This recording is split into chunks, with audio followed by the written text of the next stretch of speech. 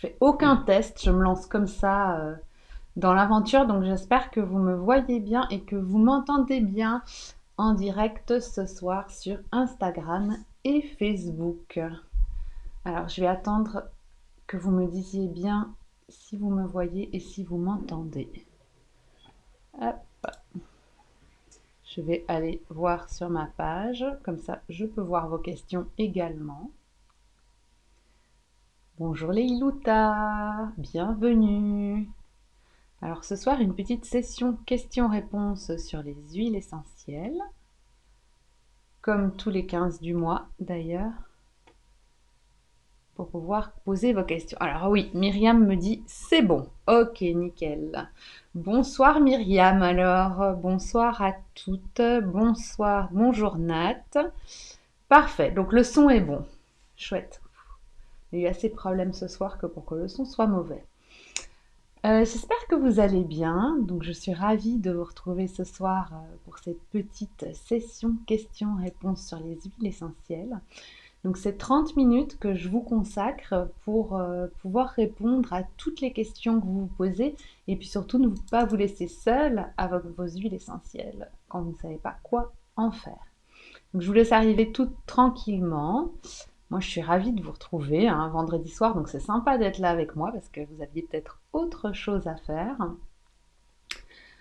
N'hésitez pas donc à faire un petit coucou dans le chat pour celles qui sont déjà arrivées, de me dire d'où vous venez, Belgique, France, tout ça, et puis de poser surtout toutes vos questions sur l'aromathérapie.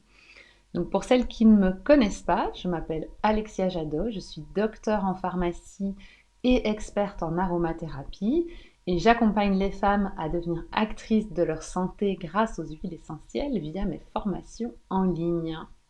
Voilà, comme ça vous savez tout. Mais je suis belge, j'habite à Montpellier depuis 2019 et pour celles qui ne l'ont pas encore, je vous invite, si vous débutez avec les huiles essentielles et que vous ne savez pas trop comment faire, de télécharger votre guide offert qui vous livrera donc les 9 clés pour débuter avec l'aromathérapie. Donc pour ça, vous allez sur mon site internet pranazen.eu et vous allez voir qu'il y a une catégorie de choses qui vous sont offertes et le guide se trouve là.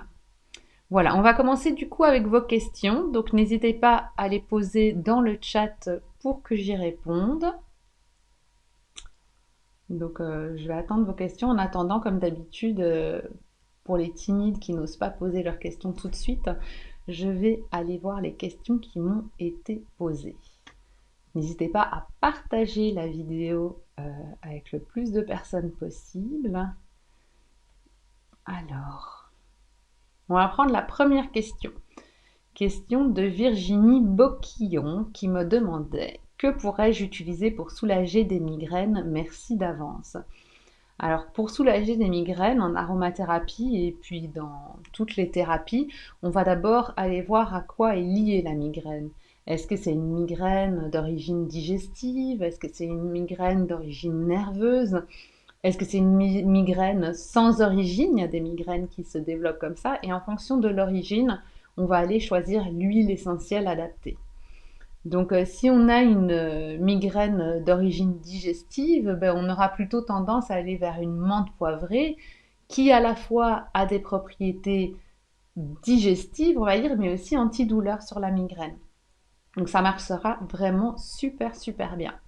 Bonsoir et l'essentiel et bonsoir Alain, bienvenue dans notre session questions-réponses. Donc une menthe poivrée si c'est des migraines plutôt d'origine digestive, un laurier noble, moi je l'appelle mon Doliprane, vraiment si c'est une douleur sur laquelle on ne peut pas mettre le point, l'origine de la douleur.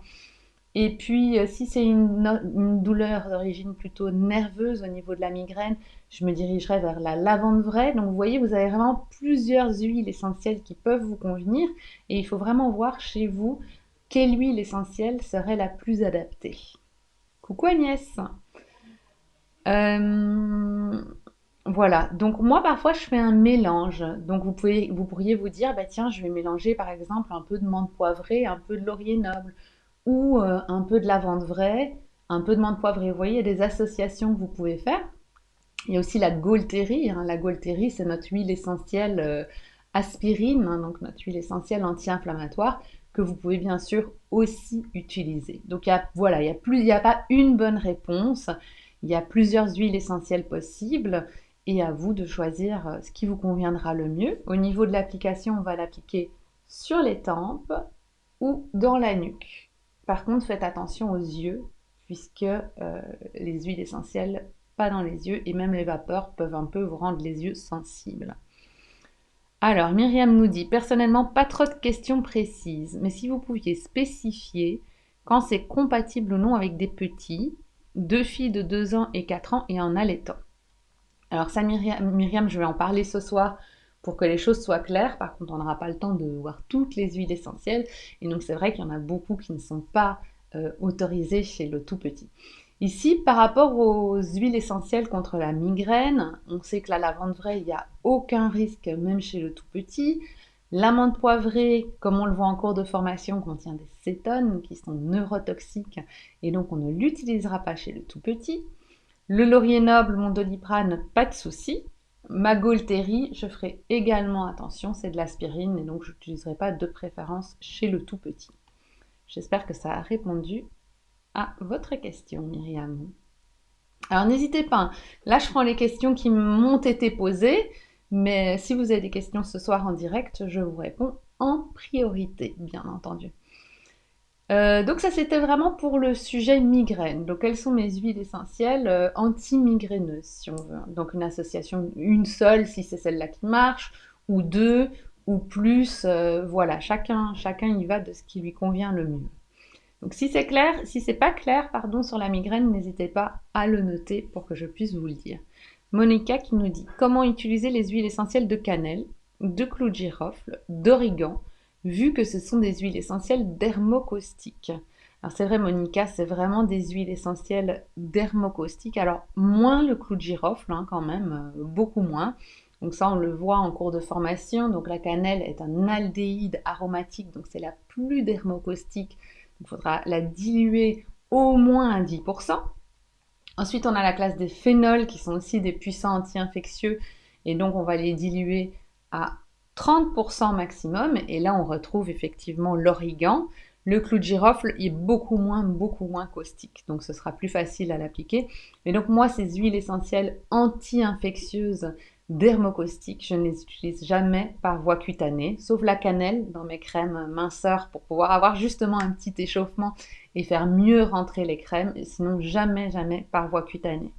Je les utiliserai sous forme de petites perles. Il y a des petites perles qui existent dans le commerce qui sont déjà sur la bonne dilution et c'est des huiles essentielles que vous allez majoritairement prendre par voie orale. Donc on ne conseille pas un origan sur la peau, on ne conseille pas une cannelle sur la peau, exception faite bien sûr pour maigrir, hein, pour chauffer la peau.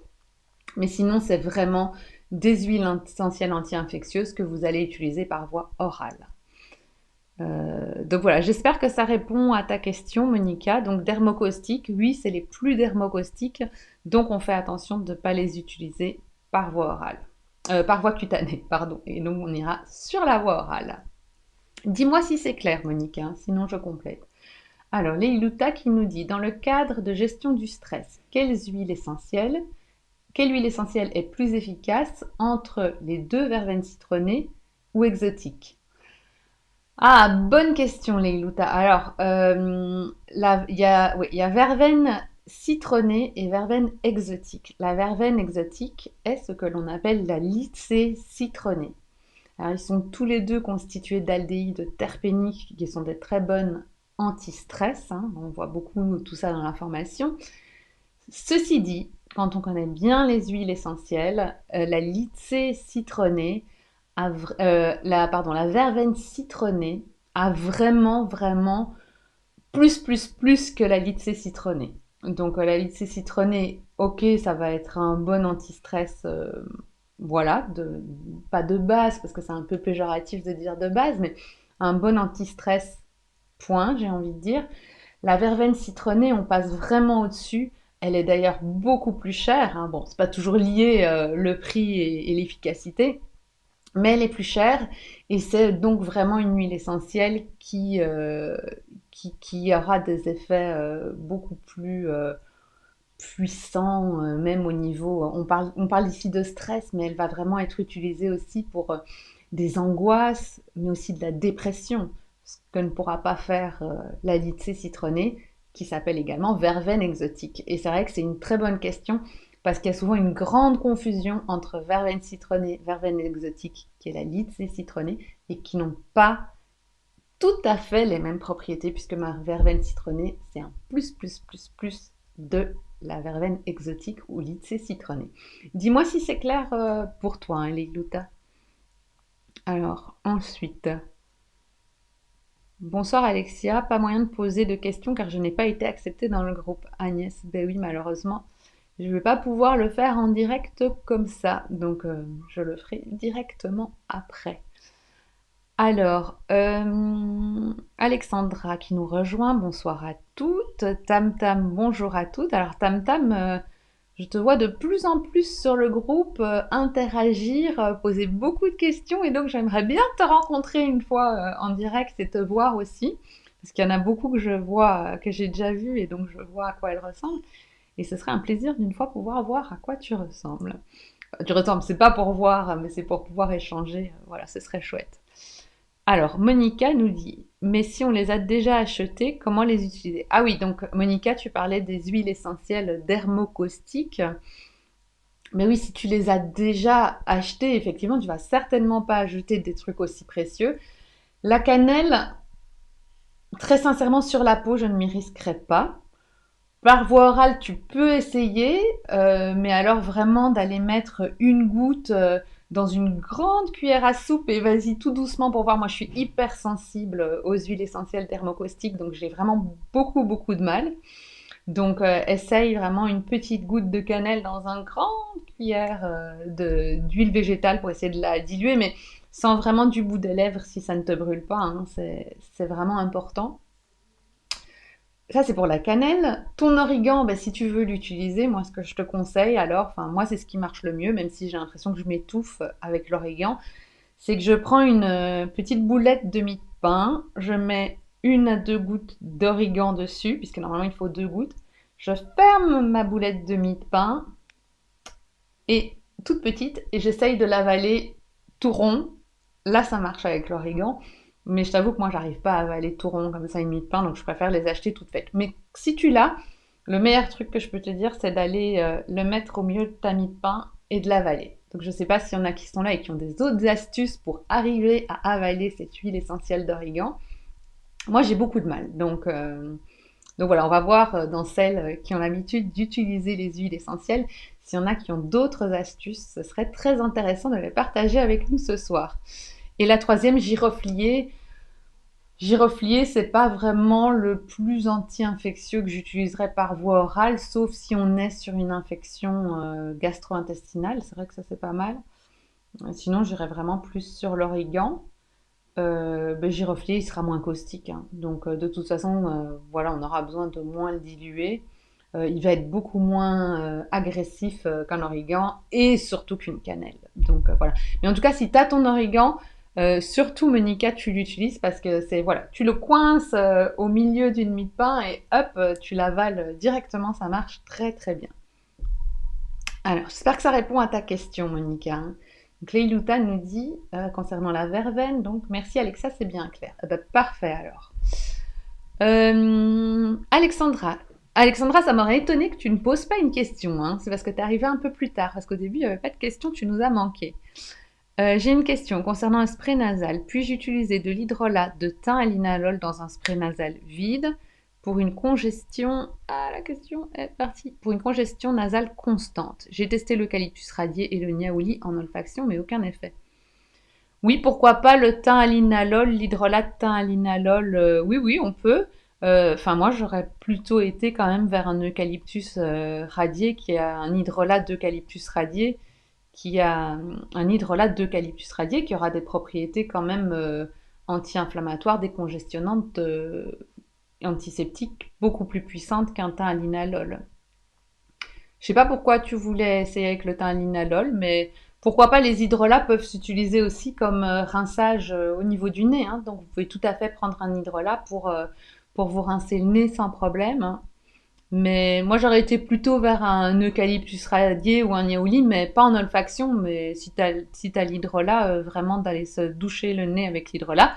Et si t'as les huiles essentielles, d'aller les masser pures au niveau du nez, hein. Spray nasal, c'est plus difficile à faire, hein. Il te faudra, si c'est un spray nasal, ce sera à base d'eau de mer. Et là, les huiles essentielles n'étant pas solubles dans l'eau, il faut utiliser un dispersant. Et il ne faut pas trop les concentrer. Donc 1%, c'est déjà bien dans un spray nasal. On peut en mettre en cuisinant, Monica, pour tes huiles essentielles. Oui, tu peux utiliser ton origan en cuisinant, mais il faut vraiment atteindre la dose et ça va être compliqué d'atteindre une dose élevée en cuisinant. Mais pourquoi pas? C'est une bonne alternative aussi. Moi ça, je l'ai jamais fait. En tout cas, pour avoir une dose thérapeutique, hein, puisqu'en cuisinant, bien sûr, on peut utiliser plein d'huiles essentielles et c'est très bien. Mais pourquoi pas? Mais sinon, la boulette de mie de pain, je sais pas s'il y en a qui ont d'autres idées ce soir. Alors, Rim qui nous dit, si je veux utiliser l'huile essentielle de lavande diluée dans une huile végétale. Non, pas spécialement. L'huile essentielle de lavande est très douce et n'a pas spécialement besoin d'être diluée dans une huile végétale. Bonsoir Catherine. Alors, pour huile de massage relaxante, quel pourcentage j'utilise pour que l'huile soit efficace? Alors là, il n'y a pas vraiment de règle, hein, Rim, parce que déjà, la lavande n'a pas besoin d'être diluée pour être utilisée. Maintenant, si on fait un massage, de manière générale, on conseille souvent une dilution de 3-4%. Si on va vraiment en mettre beaucoup sur le corps, c'est pas obligé de monter à 10%. Et puis un massage, on le fera pas avec l'huile essentielle pure, bien sûr, hein. Donc je pense que si tu veux faire Rim un massage relaxant aux huiles essentielles, bah, 3-4%, ça me semble déjà bien pour faire un bon massage sur tout le corps. Agnès. Ah ben, Agnès qui n'était pas sur le groupe, te voilà. On dirait qu'un de mes modérateurs t'a accepté et m'a entendu. Merci mes modérateurs, parce que là, j'ai rien fait du tout, ça s'est fait tout seul. Quelle belle équipe. Existe-t-il des huiles essentielles pour renforcer son système immunitaire? Oui, donc l'huile essentielle de l'immunité, c'est l'huile essentielle de Ravinsara. Alors vous allez me dire comment on utilise cette huile essentielle en prévention, parce que je vois un peu de tout sur Internet, donc je vais vous expliquer le mythe du Ravinsara. En prévention, on conseillera d'en prendre 1 à 2 gouttes tous les matins par voie orale, 5 jours sur 7. On peut faire ça tout l'hiver sans problème. Pour ceux qui n'aiment pas la voie orale, vous pourrez aller vous masser 4 gouttes d'huile essentielle de Ravinsara sur les poignets. Je vous fais comme ça parce que celles qui me connaissent la technique d'application des huiles essentielles, donc je vais en prendre ici pour vous montrer. Petit échantillon que j'ai reçu. Hop, on fait comme ça.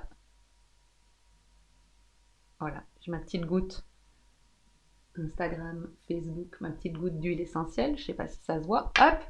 Et puis, je vais masser, comme vous savez, poignet contre poignet. Et je vais faire ça, si c'est pour me détendre, une petite olfaction en plus. Sinon, mon massage poignet contre poignet, je fais rentrer mon Ravinsara, mes 4 gouttes, hop. Et je peux faire ça tous les matins. Donc, soit mes 2 gouttes à avaler, soit mes 4 gouttes par voie cutanée. Toujours 5 jours sur 7. Ça, c'est en prévention. Si on tombe malade, eh ben, on va vraiment aller augmenter les doses. Donc 2 gouttes par voie orale 3 fois par jour, à laquelle je peux associer 10 gouttes en massage toutes les heures pendant 24 à 48 heures. C'est une huile essentielle très douce qui est sans risque et qui peut être utilisée chez l'enfant. Mais bien sûr, il faudra adapter les doses. Alors, Tam Tam nous dit, je fais pareil avec la marjolaine à coquille le soir. Alors pareil que quoi? Je ne sais pas. Que la verveine citronnée? Si tu peux préciser, Tam Tam, pour partager avec nous. Alors Monica nous dit, on peut mettre l'huile essentielle Ravinsara pure sur les poignets. Tout à fait. Donc l'un ou l'autre sont très très bien. Soit avaler, soit mettre sur les poignets. Et quand on est malade, on fait voie orale, poignet. On associe vraiment le tout pour être beaucoup plus puissant. Leiluta qui nous dit, pour l'acné qui démarre pour la première fois à 40 ans. Alors je crois qu'on est plein de femmes avec nos masques à ne jamais avoir eu d'acné et à avoir maintenant de l'acné partout. Là j'ai des boutons partout là. C'est l'horreur ces masques. La question, que faire? Ah ben la question Leiluta, que faire? C'est une très bonne question. J'utilise le tea tree pur sur les boutons, mais j'ai l'impression que ce n'est pas suffisant. Merci beaucoup, Alexia. Alors, les glutas, sur cette question-là, je suis aussi désespérée que toi. Donc, je ne vais pas pouvoir beaucoup t'aider. On dit tea tree, on dit laurier noble. Alors, laurier noble, parfois beaucoup plus efficace que le tea tree, puisque ça va aller vraiment plus en profondeur. Souvent, on dit tea tree pour les boutons qui sont un peu rouges, et laurier noble pour ceux qui sont vraiment plus enquistés, plus profonds. Moi, j'ai aussi essayé des huiles essentielles lipolytiques, hein, donc qui vont dissoudre le gras et tout ça. Donc, je peux mélanger, par exemple, avec un romarin verbenone ou même une menthe poivrée pour essayer d'aller dissoudre tout ça. Mais j'ai pas de, j'ai des résultats. J'ai l'impression que du coup, quand je le fais, ça ne grandit pas, que ça s'arrête. Mais après, il faut du temps pour que ça disparaisse. Donc, je sais pas s'il y en a une autre. Il y a quelqu'un d'autre, pardon, qui a d'autres astuces pour ces boutons d'acné qui ne partent pas. C'est insupportable. Euh, ouais, c'est vraiment lié au frottement du masque. Donc, l'association Titri, Titri Laurier Noble, moi, c'est ce que je fais. Il y a aussi la lavande aspic qui marche pas mal puisqu'elle contient du camphre. Donc, pareil, cétone, hein, puisque je vous parle des huiles essentielles à cétone lipolytique. Pourquoi pas essayer aussi avec la lavande aspic qui contient du camphre, donc qui va aller dissoudre un peu le gras, mais qui est aussi anti-infectieuse en même temps, qui est aussi cicatrisante. Donc, plein de petites possibilités. Alors, moi, je vois bien que quand je le fais, j'ai pas des gros boutons, ça s'arrête, mais après, c'est vrai que ça met du temps à disparaître. Donc, voilà. Alors, Alexandra nous dit, je savais que mes questions allaient vous manquer. C'est clair. C'est pour savoir, car j'avais acheté l'hydrolat de thym, mais je vais tester avec l'hydrolat d'eucalyptus radié. Oui, après Alexandra, si tu as acheté l'hydrolat de thym, vas-y avec le thym. Hein. C'est qu'il aura vraiment pas, il aura ce bel effet anti-infectieux, donc ce sera bien, mais il n'aura pas cet effet vraiment plus sur la décongestion, quoi. Donc, mais c'est très bien. Hein. Alors, Tam Tam nous dit, je fais pareil avec la marjolaine à coquille le soir. Donc, je suppose que c'est du coup mettre poignet contre poignet, respirer.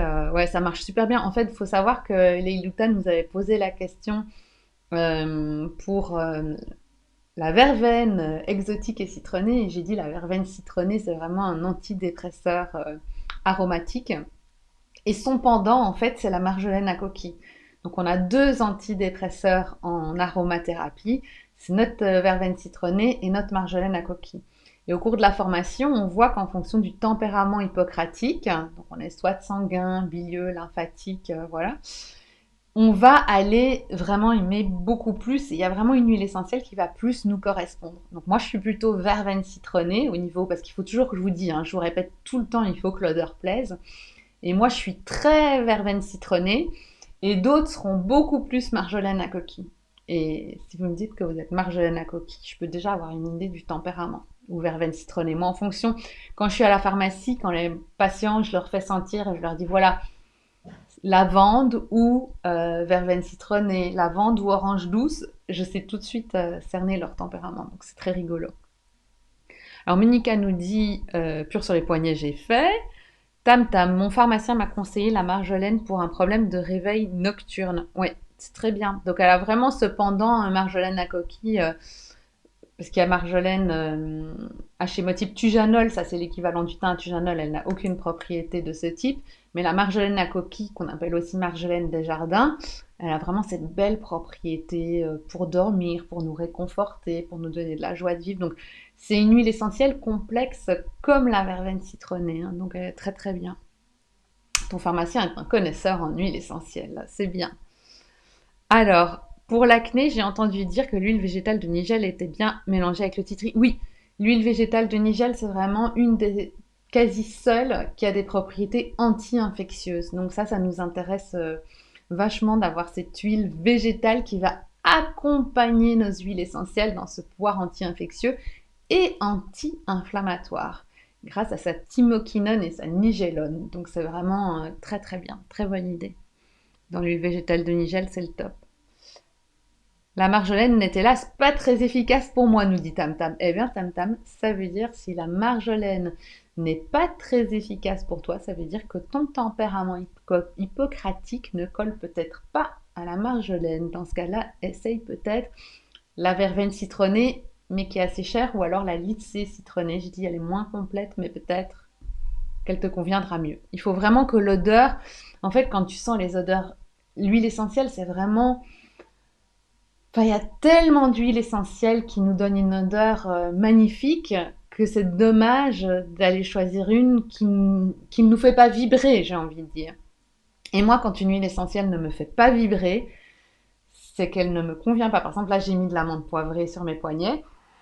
Eh ben moi, c'est une huile essentielle qui me fait vibrer, l'amande poivrée. Il n'y a pas que celle-là, hein, mais j'adore l'odeur de l'amande poivrée. Il y a pas qu'une huile essentielle qui convient à une pathologie, et donc il y aura toujours bien une huile essentielle qui vous conviendra mieux qu'une autre, même pour le même type.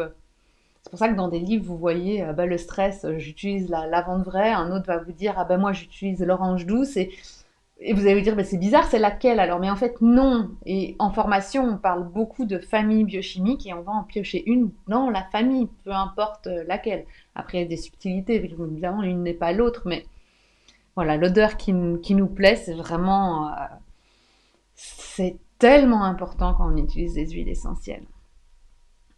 Alors, Alexandra, l'huile essentielle d'ylang-ylang et l'huile essentielle d'orange sont-ils aussi antidépresseurs?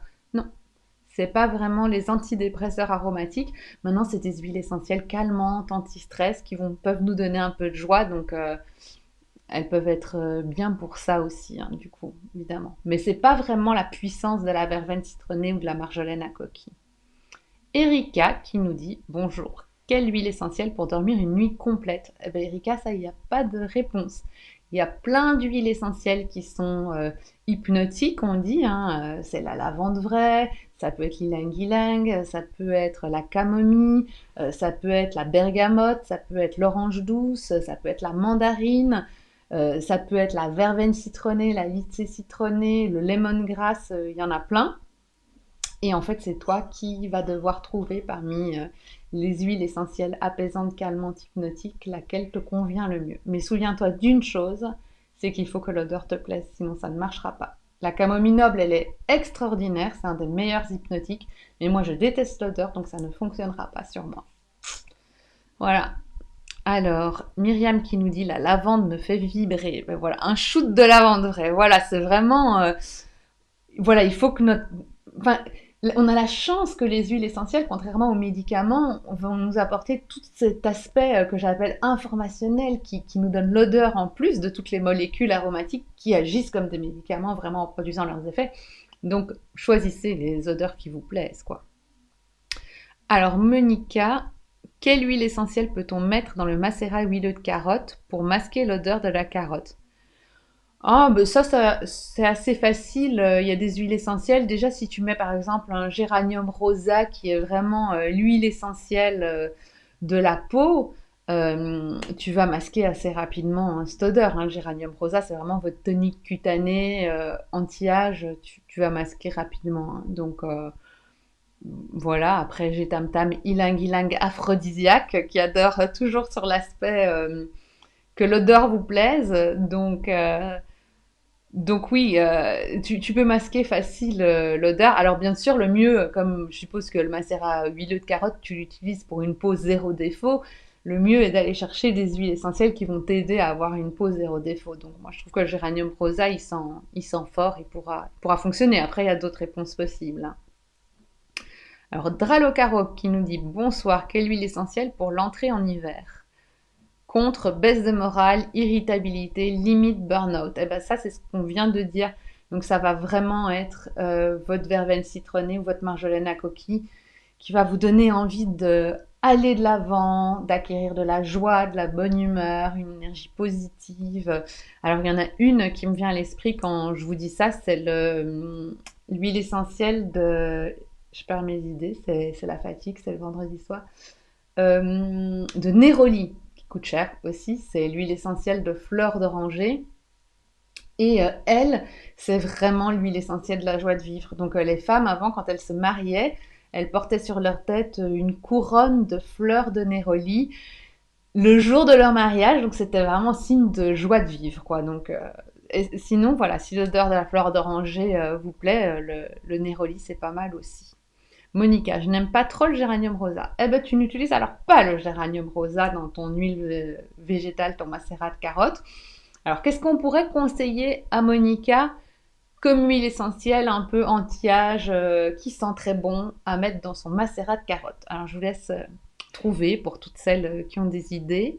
Myriam qui nous dit verveine, marjolaine, compatible allaitement. Que je dise pas de bêtises. Donc, verveine, pas de souci. On ne fait pas partie des huiles essentielles qui sont contre-indiquées. Marjolaine, des alcools, donc pas de souci non plus. Donc, compatible.